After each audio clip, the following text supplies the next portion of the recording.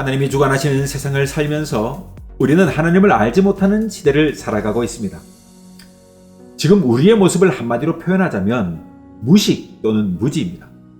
사람이 자기 소견에 옳은 대로 행하여도 하나님은 역사를 주관하고 계시며 결국 심판의 날이 가까울 뿐입니다. 인류가 쌓아놓은 금자탑이 제 아무리 훌륭해도 마침내는 주님이 재림 앞에 공든탑 무너지듯 무너지는 것일 뿐 그 어떤 것도 아닙니다. 하나님이 이 세상을 창조하실 때 먼저 창조하신 것이 태초, 즉 시간이었고 이 시간의 시계는 지금도 마지막을 향해 가고 있음을 우리는 인정해야 합니다. 이 시간의 흐름을 우리는 역사라 부릅니다.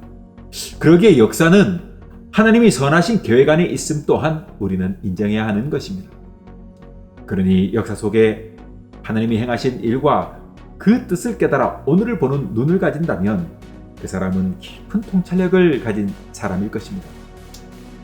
그때에는 이스라엘의 왕이 없었으므로 사람마다 자기 소견에 옳은 대로 행하였더라. 이 구절은 사사가 통치하던 시대의 사람들에 대하여 한마디로 표현한 말씀입니다. 소위 무정부 상태를 일컫는 말로 이스라엘은 당시 대부분이 나라처럼 왕정 정치가 아닌 대리자인 사사를 통해 하나님이 직접 통치하는 신정 국가였습니다.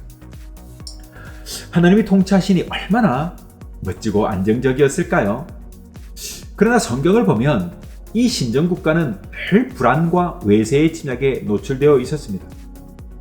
다스리는 왕이 없으니 이웃 나라가 우습게 보는 것은 당연했을지도 모르겠습니다만 하나님이 통치하는데 왜 이토록 험난한 시대를 보내야 했을까요? 왜냐하면 이들은 하나님이 아닌 다른 이방 신들을 받아들이거나 섬기는데 조금도 망설임이 없었기 때문입니다. 하나님이 다스리시는 나라이면 하나님 한 분만으로 되는 것입니다. 그러나 이들은 그러하지 못했던 것입니다. 결국 사사시대의 모든 문제는 바로 이것이었습니다. 마침내 사무엘 시대에 이르러 백성들은 하나님이 아닌 왕을 요구합니다. 이웃 나라처럼 되기를 바랐습니다. 대리자 사무엘에게 던진 장로들의 요구는 분명했습니다. 모든 나라와 같이 우리에게 왕을 세워 우리를 다스리게 하소서. 여기에 대한 하나님의 분명한 선언은 바로 그들이 너를 버림이 아니요 나를 버려 자기들이 왕이 되지 못하게 함이니라 하였습니다. 또 내가 그들을 애굽에서 인도하여 낸 날부터 오늘까지 그들이 모든 행사로 나를 버리고 다른 신들을 섬김같이 네게도 그리하는도다 하였습니다. 그렇습니다. 우리가 사는 세상도 별반 다르지 않습니다. 제 아무리 복잡한 현대 문명에 산다고 해도 결국 오늘날 우리가 안고 있는 모든 문제는 정치제도나 사회 시스템에 있는 것이 아니라 하나님을 올바르게 섬기느냐 아니면 하나님 외에 다른 것에 마음을 두고 있느냐의 문제입니다. 그러므로 정권을 교체하든 정치를 교체하든 별반 달라질 것이 없는 것입니다. 인간의 욕망이 지배하는 이상 무엇을 기대하든 결국 이루어지지 못할 뿐입니다. 이제 우리는 똑바로 봐야 합니다. 역사를 주관하시는 하나님 앞에 서야 합니다.